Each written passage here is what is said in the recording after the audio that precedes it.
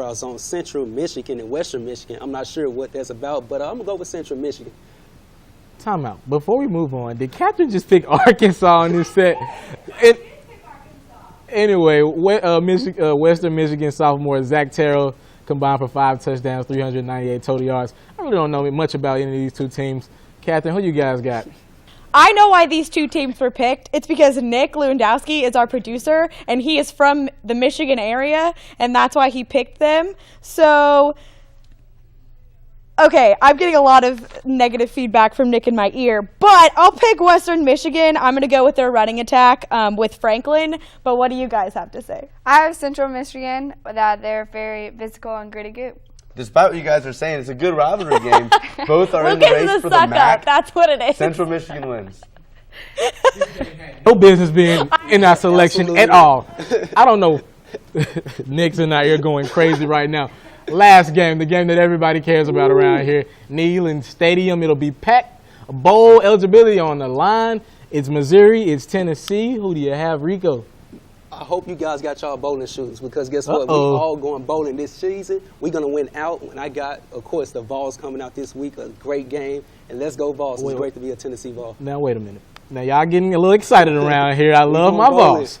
But this Missouri team is 8-2, 34 sacks on the season. And the last time Dobbs played them, he struggled. He had 2 turnovers. I love me some Vols, but I say we become bowl eligible the next week against Vandy. The Vols lose to Missouri in a blowout fashion just to piss Nick off. Captain, who you guys get?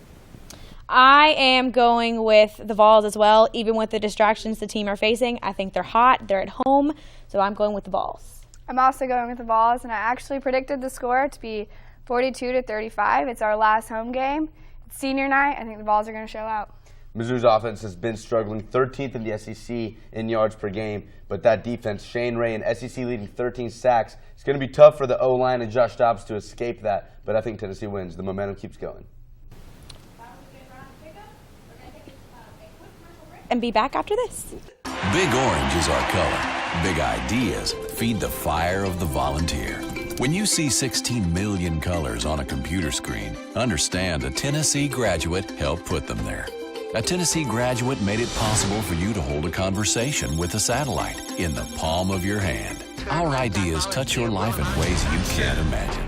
Orange is simply a color. Big Orange is a way of life. The University of Tennessee. Big Orange, big ideas.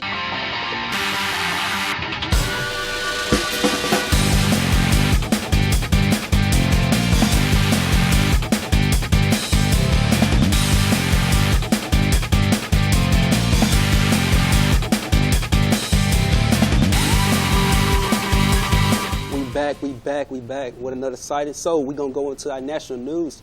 We have Melvin Gordon, man. What a game. Yeah, like I brought up earlier, 408 yards rushing the record.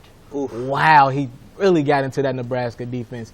If he keeps this up, I think he's going to win the Heisman, Rico. But you know what's great about it? He only did it in 3 quarters. Wow. And, I mean, you have quarterbacks can't even pass for 408 yards, yet alone run for it. I don't know. I never seen it. I think the last person to do it was LT, LaDainian Thompson, future Hall of Famer. So this guy is a person you definitely need to look out for. While Gordon's running all over the field, Muschamp is running away from Florida, it seems like.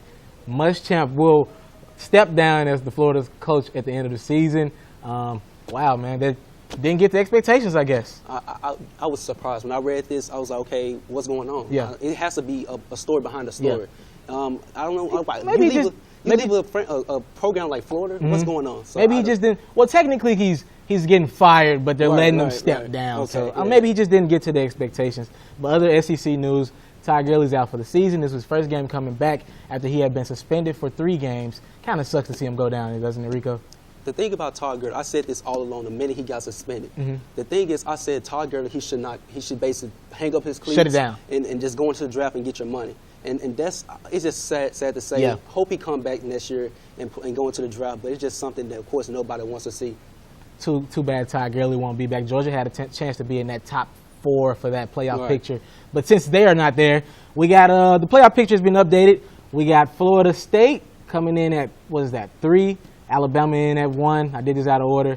We got Oregon at 2, and we have Mississippi State at 4. Yeah. Right. What do you think about that? I think I said this all along as well. Florida State, I think you have to show respect. They won a championship last year. If they haven't lost, get them the #1 spot. It's just respect. Of course, Alabama, they proved to be #1 over the last couple of weeks. Well, I think, again, Florida State should be #1 just because they haven't lost and they won a championship. Honestly, that's probably why I said Florida State #1. They haven't lost, but they're getting treated like crap right now by the committee. I think Florida State, if they continue, at least give them #2.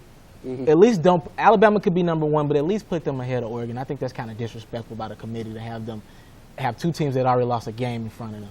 Absolutely. Let's just move on to NFL news. Adrian Peterson.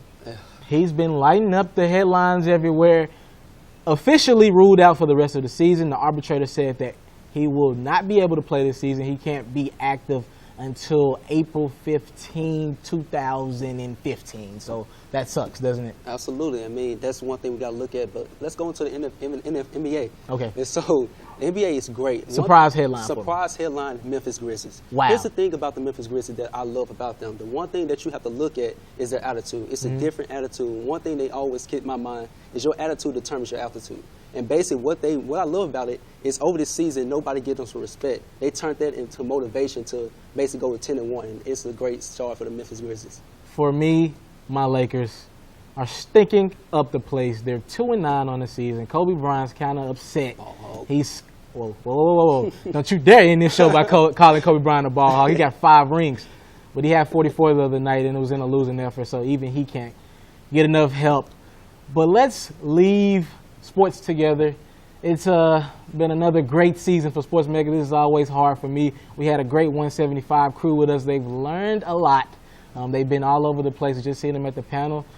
We will see you guys in January, and hopefully by then the Vols would have won a bowl game. A lot of stuff would have been happening between now and then.